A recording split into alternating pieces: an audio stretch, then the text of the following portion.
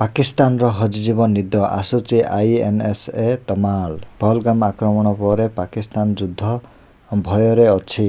ପାକିସ୍ତାନ ସବୁବେଳେ ଭୟରେ ରହିଥାଏ ଯେ ଭାରତ ଯେକୌଣସି ସମୟରେ ଆକ୍ରମଣ କରିପାରେ।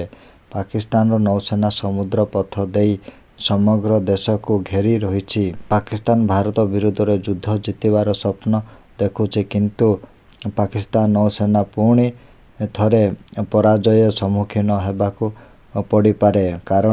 କାରଣ multi role stealth guided missile frigate Tamal ଭାରତୀୟ ନୌସେନାରେ ସାମିଲ ହେବାକୁ ଯାଉଛି। ରୁଷିଆ ନୌସେନା କର୍ମଚାରୀମାନଙ୍କୁ ତମାଳ ବ୍ୟବହାର କରିବା ପାଇଁ ତାଲିମ ଦିଆଯାଉଛି। ଏହି ଜାହାଜଟି ଆସନ୍ତା ବର୍ଷ ଜୁନ୍ ମାସ ଡେଲିଭରି ହେବାର ଥିଲା, କିନ୍ତୁ ଏବେ ଏହା ଚଳିତ ମାସ ଶେଷରେ ମେ 28 ସୁଦ୍ଧା ଡେଲିଭରି କରାଯିବ। ତମାଳ ରୁଷିଆର ଯନ୍ତାରେ ଜାହାଜ କାରଖାନାରେ ନିର୍ମାଣ କରାଯାଉଛି। ଏହା ବିଶ୍ୱର ସବୁଠାରୁ ଘାତକ ଯୁଦ୍ଧ ଜାହାଜ ମଧ୍ୟରେ ଜନଗଣନା କରାଯାଇଥାଏ। ଏହି ଯୁଦ୍ଧ ଜାହାଜ ବିଶ୍ୱର ସବୁଠାରୁ ବିପଦପୂର୍ଣ୍ଣ ଜାହାଜ ବିରୋଧରେ କ୍ଷେପଣାସ୍ତ୍ର ବ୍ରହ୍ମୋସ୍ ନିକ୍ଷେପ କରାଯାଇ ପାରିବ।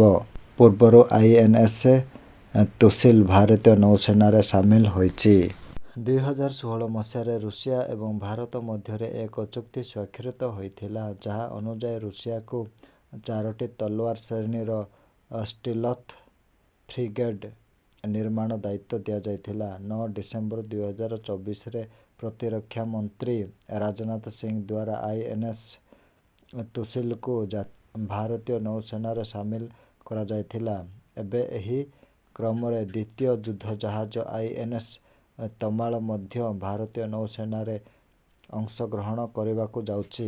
ଆଇଏନ୍ଏସ୍ ତମାଳ ବିଶେଷତ୍ୱ ବିଷୟରେ କହିବାକୁ ଗଲେ ଏହାକୁ ଖଣ୍ଡା ବା ତଲୱାର ମଧ୍ୟ କୁହାଯାଏ। ସମୁଦ୍ରରେ ଘଣ୍ଟା ପ୍ରତି 300 ନଟିକାଲ ମାଇଲ ବେଗରେ ଗତି କରୁଥିବା ତମାଳ ଥରକେ 3000 କିଲୋମିଟର ପର୍ଯ୍ୟନ୍ତ ଦୂରରେ ଗତି କରି ପର୍ଯ୍ୟନ୍ତ ଦୂରତା ଅତିକ୍ରମ କରିବାର ସକ୍ଷମ ଅଛି।